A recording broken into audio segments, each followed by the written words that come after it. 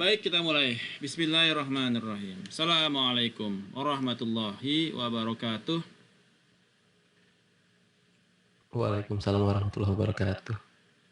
Pada hari ini kita akan memasuki topik Big ke-12, yaitu Big Data Analytics using Neural Network.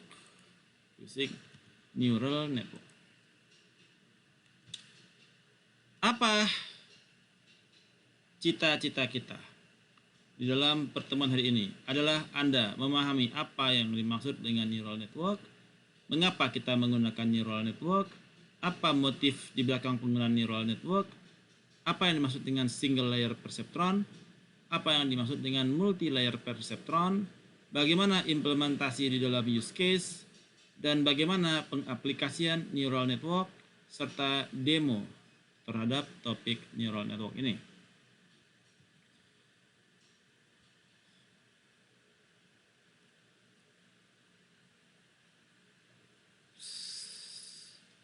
Sebelum digunakannya neural network, terjadi masalah di mana computer needs to follow bahwasanya banyak sekali problem modeling yang komputer cannot solve. Banyak sekali model yang komputer tuh nggak bisa solve. Ya. Ini dikarenakan adanya problem solving capability dari konvensional komputer. Ya. Sehingga kemudian the computer allows follow a set of instruction in order to solve a problem. Bagaimana kita membangun instruksi yang sifatnya customized, ya, to solve a problem. Di dalam neural network sebagai predictive model, ini menggunakan konsep seperti ini, dengan adanya inputs masuk ke dalam model, maka menjadi output standarnya. Ya. Di mana saat ini neural network menjadi black box model. Black box. Gak banyak orang yang paham apa sebetulnya yang terjadi di dalam neural network. Bagaimana sebuah input menjadi output di dalam neural network. Konsep berpikirnya seperti ini. Di dalam data, ketika data seperti ini, maka kita bisa membangun model, yaitu disebut dengan linear model. Lurus, menggunakan regression. Tapi bagaimana kalau datanya scatter kayak begini? Dia harus membentuk bentuk model seperti ini.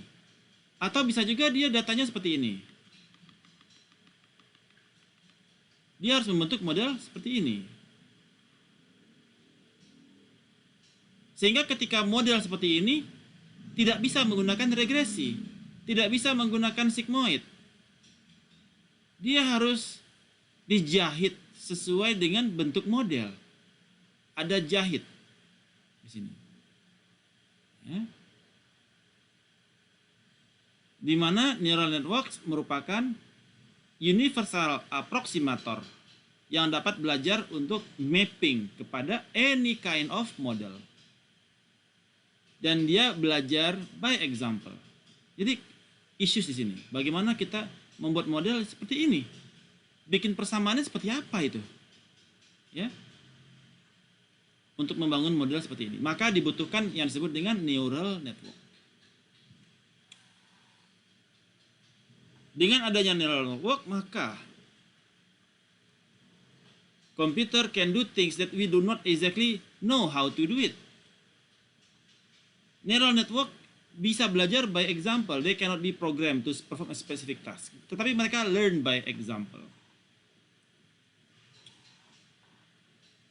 Motivation behind neural network. Jadi konsep berpikirnya neural network adalah ini merupakan the building blocks of neural network is a neuron. Sebuah artificial neuron itu dia bekerja much as the same dengan biological one does. Jadi sama seperti saraf di kepala kita. Ada saraf-saraf.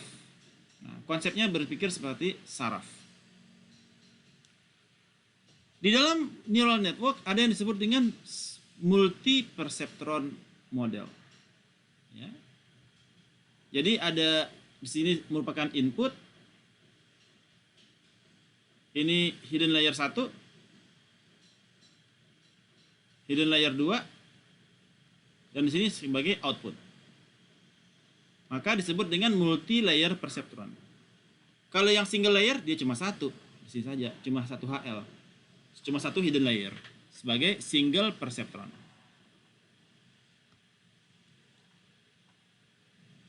Contohnya seperti ini, ya. Jadi ada input layer masuk ke hidden layer 1, masuk ke hidden layer 2, modelnya masuk ke output layer. Ya. Penggunaan artificial neural network ini bisa digunakan seperti misalkan untuk face recognition. Ini adalah jarak dari mata ke mata, mata ke hidung, mata ke telinga, mulut ke dagu, dagu ke mata, mata ke rambut, rambut ke telinga, rambut, dan sebagainya. Ini adalah distance untuk menentukan apakah ini adalah si A, apakah si B, apakah si C, ataukah si D, menggunakan face recognition. Nah, di dalam melakukan neural network, yang pertama-tama harus kita lakukan tentu saja adalah pre-processing data.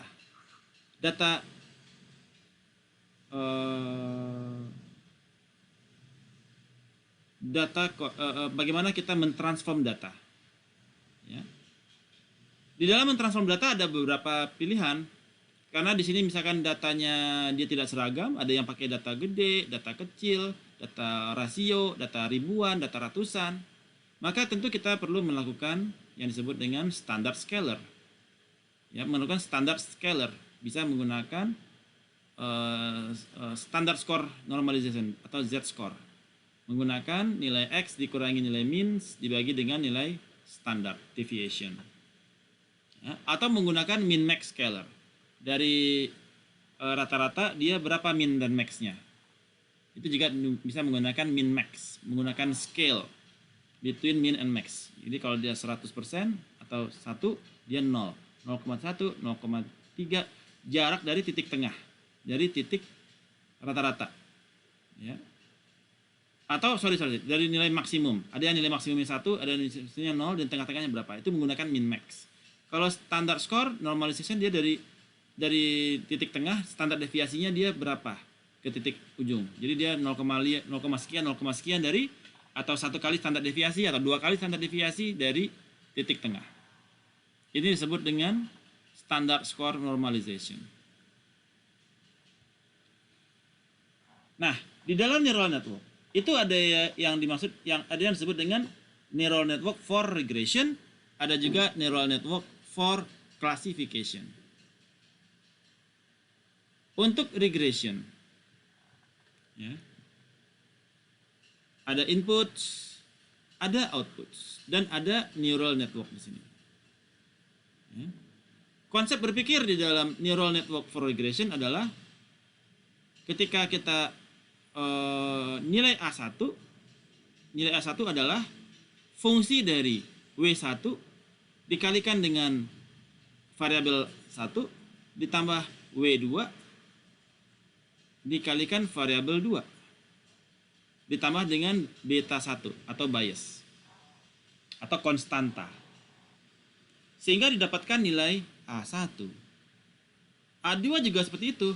A2 dipengaruhi oleh variabel 1 dan variabel 2, yaitu W3 sebagai koefisien kalau diregresi dikalikan variabel 1 ditambah W4 dikalikan variabel 4 ditambah konstanta. Kemudian, berapakah nilai yang modulus? Ini adalah, kalau regresi, makanya ini adalah semantik ya. Semantik atau interval. Maka nilai yang modulus adalah fungsi dari W5 sebagai koefisien dikalikan dengan nilai A1 ditambah W6 koefisien dikalikan dari A2 ditambah dengan konstanta 3. Nah, di sini adalah konsep neural network yang sederhana. Ya, menggunakan konsep regresi. Ya, sampai di sini, Araso. Araso?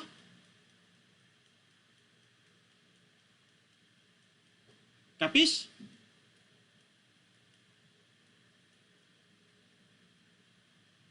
Wakalimas? Mau nanya Pak, Ya, silakan. Siapa yang yang nanya? F1, F2, F3 itu apa ya? Sebentar. Siapa yang nanya nih? Afratul, Lutfi. Bentar Pak, saya nyalain kamera dulu. Oke. Yang ditanyakan yang- apa, Lutfi? Yang F1, F2, F3 itu apa ya Pak? F1 itu fungsi. Oh fungsi ya Pak. Ya, fungsi. Itu dapatnya dari mana Pak nanti? Apanya? Itu ada nilainya nggak nanti Pak? Fungsi itu adalah nggak ada nilai, dia kan sebagai function dari regresinya kan. Konsepnya kan adalah Y. Y sama dengan konstanta plus beta X1 ditambah beta X2 kan. Beta ini adalah nilai W-nya kan. X ini Iya. adalah si variabel pertama kan. Iya Pak. Beta 2 adalah W2 kan. Iya. Ditambah X-nya sebagai X2 kan. Konstanta adalah si bias kan. Dan yang si Y adalah si A1. Ini merupakan fungsi linearnya dia. Ini adalah fungsi linear function. Oh, terima kasih Pak. Menjawab Lutfi? Jawab Pak, makasih Pak. Oke. Nah, di dalam ini apa yang membedakan neural network dengan model yang lain? Dia memiliki yang disebut dengan forward propagation. Jadi kalau yang pertama adalah forward, sampai ke yang modulus dia forward. Ya. Didapatkanlah A1, A2 sampai Y. Oke. Nah, di dalam neural network itu kita tadi kalau di linear fungsinya seperti ini ya. Tangen atau sigmoid seperti ini. Di dalam neural network dia menggunakan function ReLU disebut. ReLU. ReLU ini dia yang tujuannya untuk bending, membelokkan garis. Misalkan dia set. Nah, di sini ada proses di sini di sini adalah ReLU di sini. Untuk membending garisnya ke bawah. Di sini ada ReLU lagi. ReLU lagi untuk membending garisnya ke atas. Di sini ada ReLU lagi untuk membending garisnya ke bawah, sehingga bisa terjadi 3 hidden layer dari 3 ReLU ini. 1, 2, 3. Ada 3 hidden layer. Ya, ini adalah di dalam neural network ReLU lah, reactivate linear unit, untuk membending sebuah garis tersebut. Dari linearnya ke atas jadi linearnya turun. ReLU ini yang ngeblok untuk dia ngebending. Ya. Kemudian di dalam neural network ada juga back propagation. Ketika nilai Y diketahui, Y misalkan adalah 100, kemudian ternyata modelnya dia 80, maka dia perlu back propagation untuk memperbaiki W1, W2, W3, dan W4. W5 dan W6. Koefisiennya dia perlu perbaiki. Sehingga dia back propagation mundur balik. Ya. Jadi ini harusnya 100 nih. Kalau gitu kalau ini 100, W5-nya berapa, W6 berapa?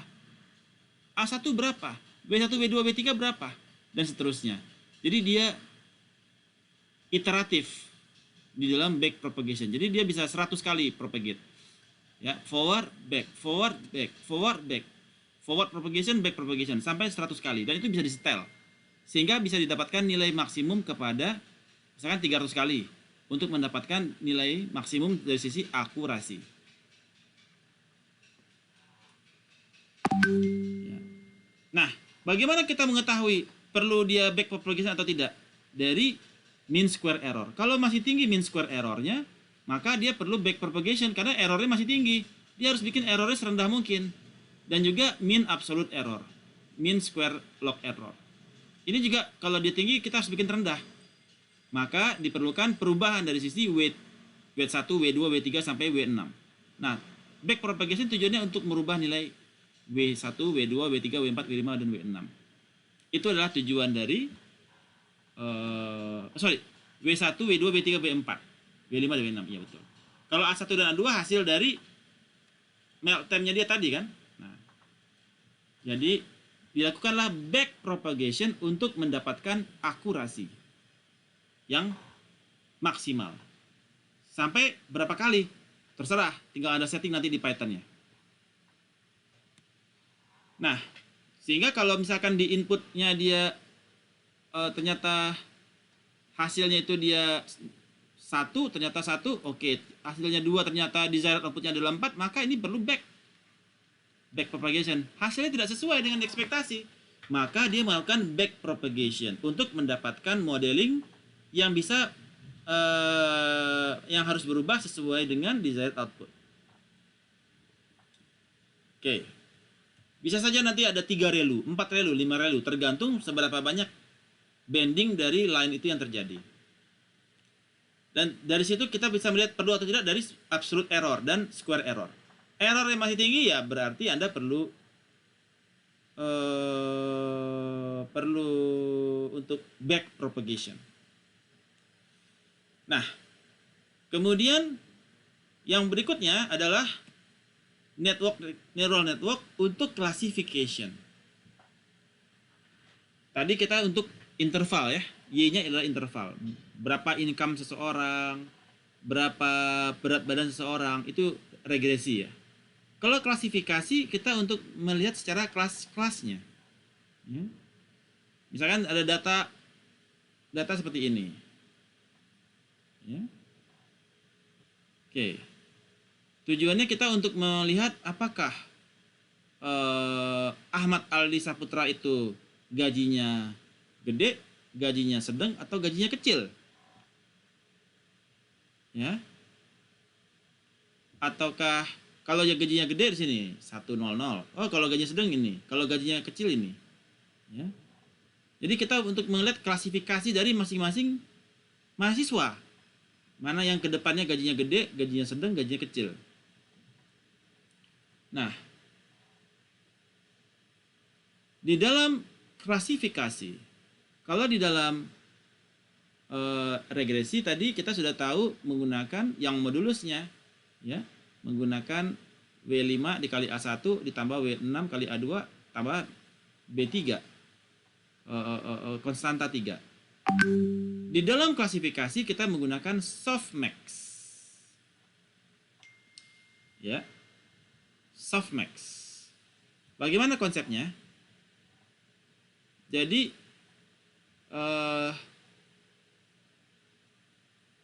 menggunakan apa yang disebut dengan logaritma. Seperti kita biasa menggunakan binary logistik ya. Logistik. Y per 1 min Y sama dengan 1 per 1 plus eksponensial pangkat dari minus dari C plus bla bla bla. Masih ingat? Binary logistik. Nah, kalau dia di sini dia ada 3. 1 0 0 ya, kemudian ini kan 0 1 0 kan? Kemudian ini 0 0 1 kan? Nah, berapakah nilai Y-nya? Y sama dengan ini kan? Y sama dengan 1 plus ini kan? Kalau Y kan Y per 1 Y per 1 min Y sama dengan konstanta plus beta 1 kali X1 tambah bla bla bla. Y sama dengan 1 per 1 per eksponensial pangkat minus C minus dari C tambah beta X. Nah, nilai Y-nya berapa? Semakin tinggi nilai Y, maka dia semakin masuk kepada kelasnya tersebut kan. Nah, dari sini kita melihat ternyata akurasinya masih kecil nih. Akurasi masih rendah. Maka kita perlu merubah Y-nya lagi. Back propagation. Back propagation untuk menentukan nilai W1 sampai WW semuanya. Bagaimana konstanta bagaimana koefisien di masing-masing hubungan. Oke. Di dalam hasil data itu nanti, data itu bisa overfitting maupun underfitting. Yang dimaksud dengan underfitting adalah apabila training data akurasinya lebih tinggi,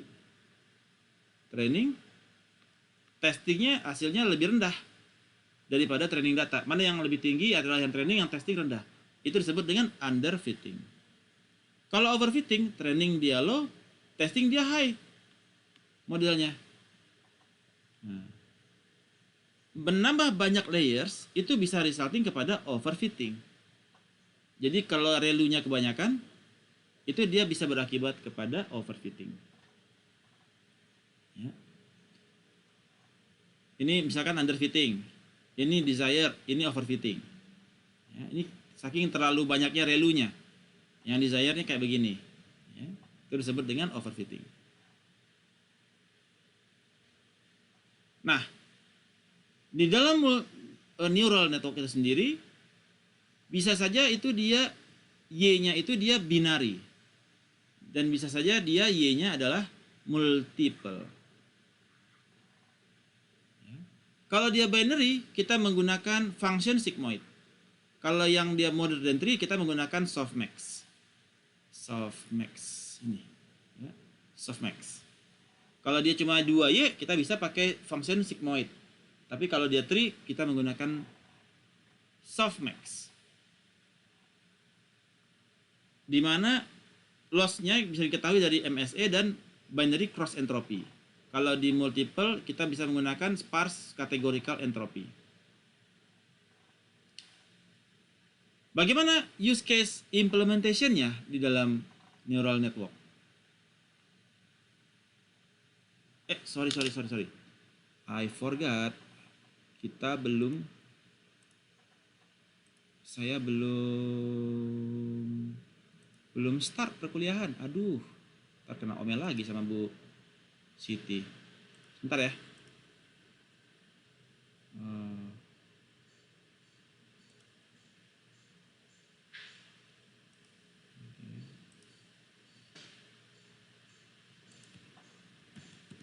Chapter 12 neural network.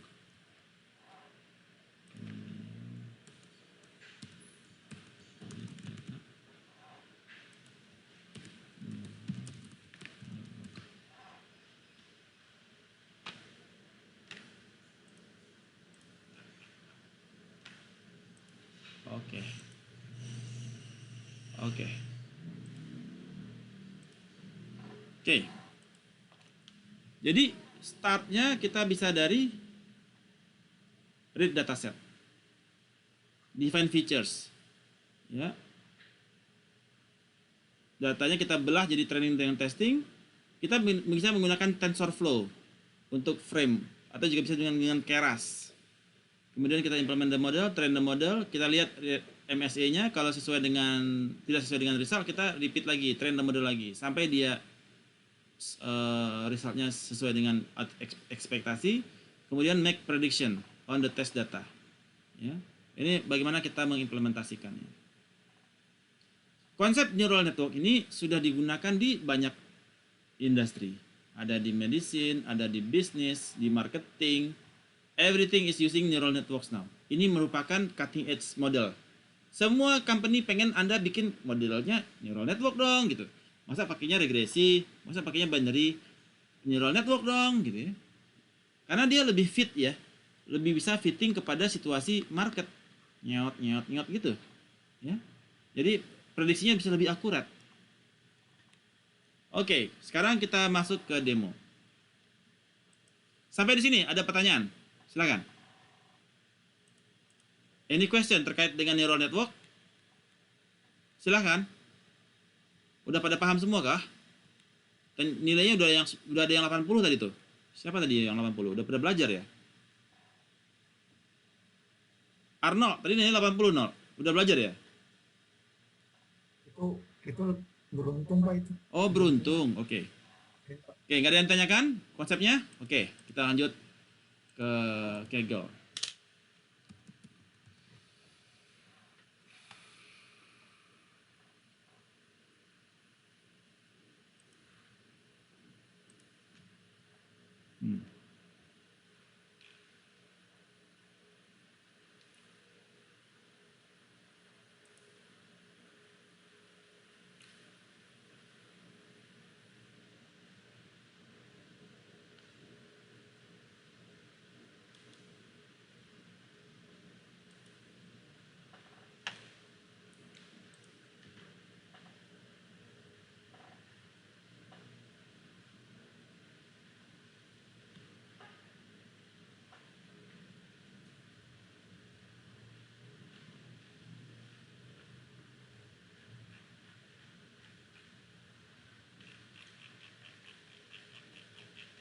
Oke, edit.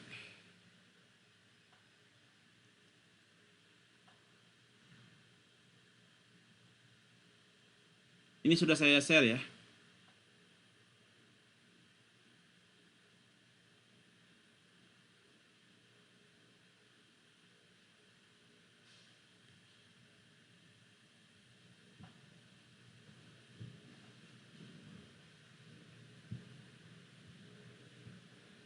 Saya ambil waktu kira-kira seperempat jam lagi supaya Anda ada waktu untuk presentasi nanti PCA ya. Sudah ada yang submit kan? Untuk yang PCA? Siapa yang sudah submit? PCA clustering sudah yang submit belum? Tugas minggu lalu. Belum ada kah? Oke, nanti kita bahas. Oke, ini saya run all dulu.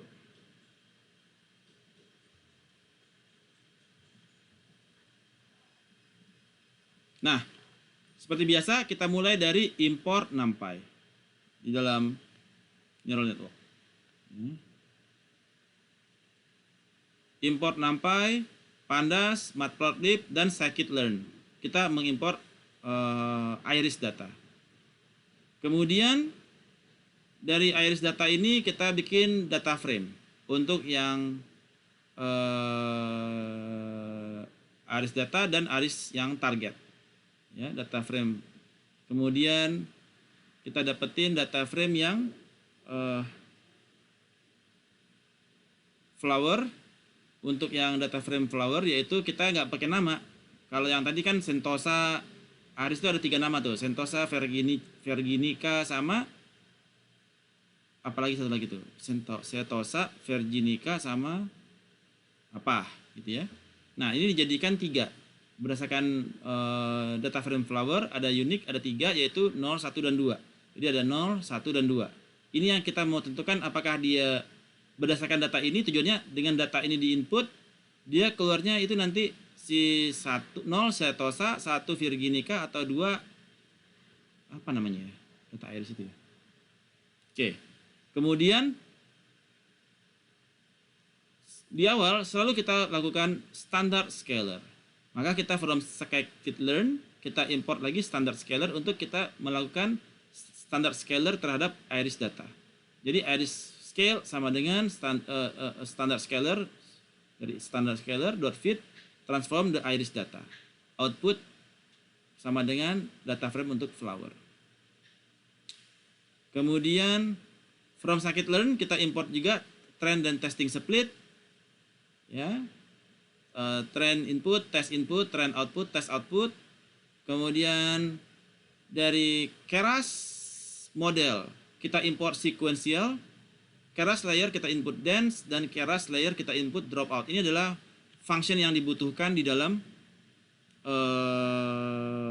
neural network. Kemudian model adalah sequential, kita beri nama model. Kemudian untuk dense kita pilih ReLU, ada 3 ReLU di sini. ReLU pertama dengan 5 nodes, ReLU kedua dengan 100 nodes, ReLU ketiga dengan 20 nodes. Ya. Kemudian dropnya adalah nilai 0 sampai dengan 1. Kemudian untuk outputnya adalah unique dari data tersebut. Dengan activation adalah softmax karena dia lebih dari 2 ya. Kalau 2 kan dia binary, kalau dia 3 ke atas dia maka menggunakan softmax untuk activation. Model compile kita lossnya menggunakan sparse categorical cross entropy yang tadi sudah saya sampaikan. Kalau dia multinomial atau yang dia lebih dari 2, 3 dan ke atas itu menggunakan cross entropy untuk loss-nya dia dengan matrix accuracy. Kemudian kita running ke model fit, training input, training output dengan forward dan back propagation sebesar 100 kali untuk bisa mendapatkan hasil yang maksimal. Kita kan nggak tahu maksimal atau enggak ya. Dengan 100 kali ini kita harapkan hasilnya berapa gitu ya. Dengan batch size 30. Jadi nanti dia running di sini, dia akan running berputar. Nah, jadi dia akan melihat jalan terus sampai 100 kali untuk menciptakan model. Nah, di model yang ini ketika kita running akurasinya 93%. Kemudian ketika di running sampai 25 0,96%. Oke. Sampai ke 50 0,96%. Sampai 75 0,97%. Sampai yang 100 0,97%. Jadi akurasinya meningkat dari yang pertamanya cuma 93%, setelah 100 menjadi 97%. Oke. Nah, kemudian kita lihat evaluasi model. Ternyata hasil evaluasi model adalah modelnya dengan akurasi 86%. Terjadi perbedaan antara hasil akurasi dengan data training 97% dan data testing 86%. Berarti kalau testing lebih rendah daripada training, maka dia overfitting atau underfitting. Kalau akurasi training dia lebih rendah, training lebih tinggi daripada testing, maka dia overfitting atau underfitting.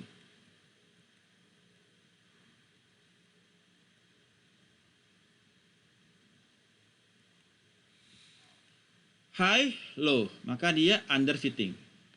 Ya.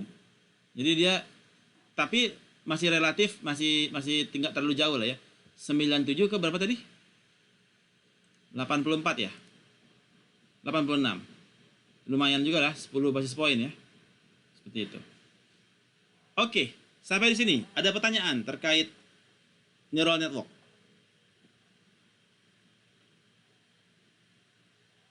Ada pertanyaan terkait konsep neural network ini? Silakan kalau. Makanya kalau hasilnya underfitting apa itu akan tetap dipakai, Pak? Kalau dia underfitting, Anda tergantung. Jadi kalau dia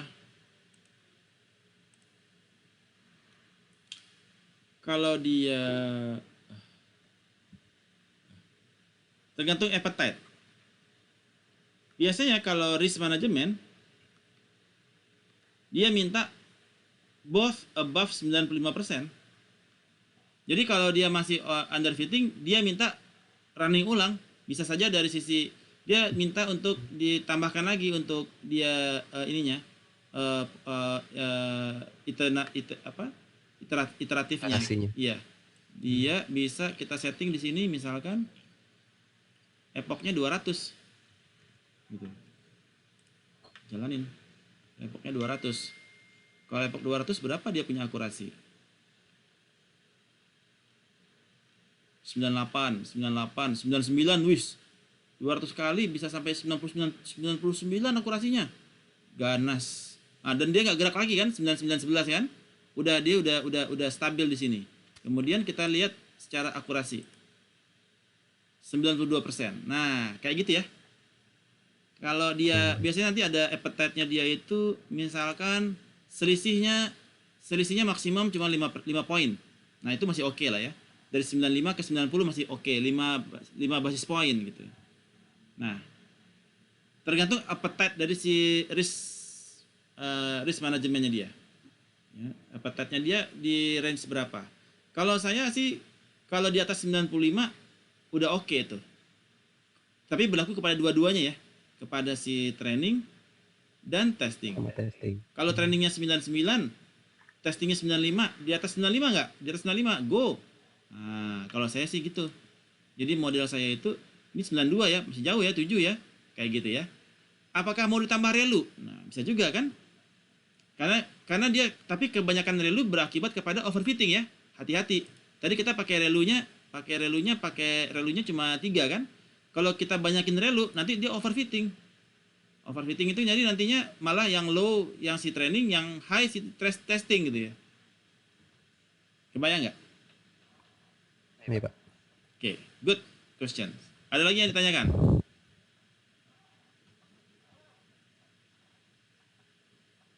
Ada lagi yang ingin ditanyakan? Tidak ada? Araso? Neural network?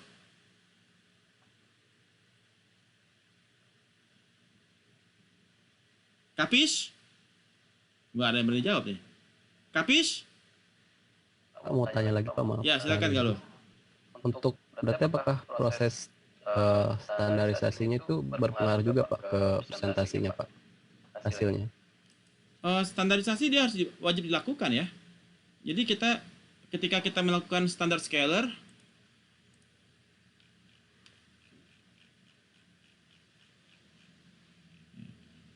kan seperti ini datanya ya, maka kita perlu melakukan standar scalar, wajib dilakukan karena data itu dia bisa saja kayak ini nih, petal dia cuma mainnya sentimeternya cuma 0,2, 0,1, 0,2, sementara yang sepal dia lebih tinggi kan, 5,1, 5,6, 6,0. Maka itu kita perlu lakukan standar scalar. Standar scalar di sini. Standar. Jadi data yang kita mainkan di dalam neural network tentu data yang sudah dilakukan standar scalar untuk kalau enggak nanti dia akan pengaruhnya jadi ini ya, bias. Wah, ternyata sepal paling berpengaruh gitu. Atau petal paling pengaruh dan lain sebagainya. Tapi kalau sudah di standar scalar semua mempunyai weight yang sama kan? Oh iya, baik. Oke, good question. Oke Pak, terima kasih Pak. Oke, ada lagi yang ingin ditanyakan yang lain? Tidak ada?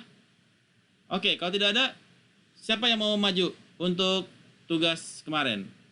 Saya lihat di sini udah ada yang kumpul nih. Siapa yang kumpul kemarin ya? Masuk. Oh, belum ada yang kumpul kah? Kenapa ya? Gimana mau tambah tugas nih? Ini presentasi sekarang saya mau kasih tugas neural network. Ini neural networknya ini aja belum dikerjain, gimana mau tambah tugas neural network? Ntar pada bunuh diri lagi. Siapa yang mau maju nih? Belum ada yang mau maju kah?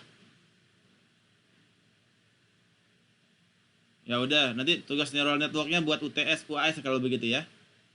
Ini mau tugasnya. Oke. Baik, kalau tidak ada yang mau maju, kita lanjutkan ke post test. Pak, saya boleh nanya dulu? Ya, silakan Arnold.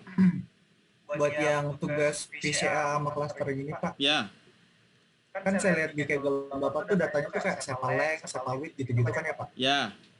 Nah itu data sepal length sama sepal width itu diambil dari data mana ya Pak? Kalau boleh tahu? Datanya si scikit-learn. Kan tinggal load aja datanya kan?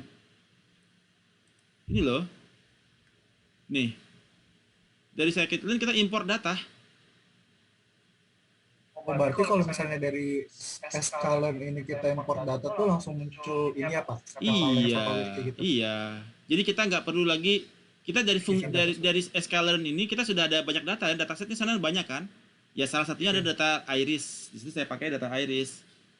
Ini Anda tanyakan yang terkait PCA atau yang ini? Yang PCA Pak? Sama aja kan, sama-sama load iris kan? Neural Iya. network saya juga pakai iris kan? Nah, yang PCA, kalau yang PCA tugasnya kan itu ya, kemarin ya, financial ratio kan? Ya Pak. Ingat, jangan sampai salah, tugas kita kemarin itu adalah menggunakan financial ratios PCA-nya. Dari financial ratios ada 10, di kuis menjadi 3 PCA kan? PCA 1, 2, dan 3 kan? Kemudian clustering ada 2 tahun. Anda bandingkan 2 tahun clustering menggunakan data PCA. Sesudah nanti PCA-nya muncul, Anda munculkan lagi data. Anda kan tujuannya untuk mendapatkan nama company kan? Oh, di sini udah ada nih. Begitu nama company udah dapat, Anda keluarkan lagi data financial ratio-nya untuk membandingkan mana yang perusahaan yang bagus, mana perusahaan yang jelek. Ya. Kebayang, Arnold. Tapi datanya harus datanya apple to apple ya. Kalau di sini pakai 2020 pakai 10 data, yang 2021 juga 10 data gitu. Jangan yang 2029, yang 2021 5 data. Ya, susah. PCA-nya berbeda arahnya kan? Araso. Oke, makasih Pak. Oke, pertanyaan yang lain silahkan. Tidak ada? Kalau tidak ada, Pak, ya. soal tugas Pak, kan yang di PCA itu kan nanti semua nilai, semua kolomnya jadi nama petisi 1, 2, 3 gitu Pak ya. Ya. Nah, kalau diambil dari data BEI-nya, kita ambil rasionya yang apa aja Pak? Maksudnya apakah terserah atau Terserah. kita bisa ikutin dari Data sales juga tugas yang bisa, sebelumnya data gitu? sales bisa, data apapun Anda masukin bisa. Oke. Datanya ada 20, ada data sales, ada data rasio, terserah. Mau data sales, data rasio, yang penting dia konsisten ya. Anda pakai data 10, ya datanya 10 lagi gitu untuk di tahun 2021.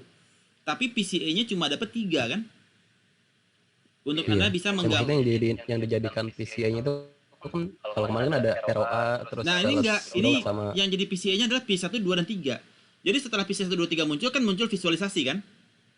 Iya. Nah, Anda harus pisahkan nih, mana yang ke cluster 1 siapa aja company-nya, ada list nama-nama company-nya. Cluster 2 siapa? Nah, nanti Anda munculkan lagi rasionya mereka, laporan keuangannya mereka, semua. Jadi ini tujuannya adalah untuk memisahkan saja. Memisahkan saja secara cluster berdasarkan 10 rasio tersebut misalkan. Nah, sekarang setelah pembagiannya muncul, Anda tinggal munculkan lagi rasionya di per masing-masing company. Oh, ini yang baru Anda lihat. Oh, ini perusahaan jelek, ini yang bagus banget kayak gitu.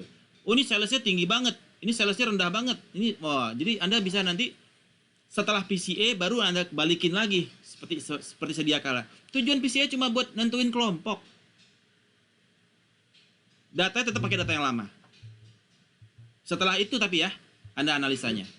Kebayang ya, Galuh? Nanti dilihat adalah perubahan. Sebelumnya dia klaster bagus. 2021 dia klaster jelek. Artinya ada perubahan di situ. Turun dia klasternya. Araso, Pak. Oke, good. Terima kasih, Pak. Ya. Yang lain? Maaf Pak. Ya, saya safety. Open cam safety. bisa Pak, kamera laptop Oke. saya rusak. Ya. Jadi tadi itu berarti nge-clusteringnya menggunakan PCA seperti itu ya Pak ya? Ya. Mengklasternya menggunakan data PCA. Setelah nanti clusternya terbentuk, kembalikan lagi, munculkan lagi datanya yang lama. Bisa menggunakan data standard scaler juga ya. Dari data standard scaler tadi Anda juga melihat tuh, oh ini naiknya turunnya, atau menggunakan data yang realnya juga bisa. Kalau pakai data standard scaler apa pakai real, ya bisa saja dua-duanya. Yang satu standard scalernya tinggi, yang satu standard scalernya rendah gitu kan. Kebayang ya. Tapi setelah muncul klasternya ya, nah, baru dimunculkan lagi data realnya atau data standard scalernya. It's up to you. Both bisa both can be used. Munculin standar scalernya itu nanti setelah... Kan ketika kita melakukan membuat PCA kan kita standar scaler dulu. Pak. Per masing-masing data kan? Ya. Nah, setelah muncul PCA kan di cluster kan? Ya. Clusternya muncul kan? Ini cluster 1, cluster 2, cluster 3 kan? Ya Pak. Nah, cluster 1 dikeluarin lagi datanya. Siapa aja company-nya. Terus data standar scalernya dimasukin lagi yang tadi. Yang cluster 2 masukin lagi data standar scalernya atau data real rasionya juga boleh. Oh, ini lagi realnya segini nih. Nah, dari situ baru kita bisa membaca. Oke. Kalau gitu cluster 1 ini yang gimana ya? Cluster 2 ini yang gimana ya? Cluster 3 yang gimana ya? Tahu dari mana? Salesnya paling tinggi dia. Tinggi-tinggi tuh salesnya. Ini artinya yang salesnya tinggi nih, ini yang bagusnya nih. Ya, kalau yang cluster 2 ini salesnya sedang. Wah, ini yang sedang nih. Ini salesnya turun atau negatif dari rata-rata standar scalernya. Wah, ini yang jelek nih, kayak gitu. Kebayang safety? Iya Pak, baik. Terima kasih Oke. Good. Any other question? Kalau nggak ada, kita lanjut post test. Sebentar.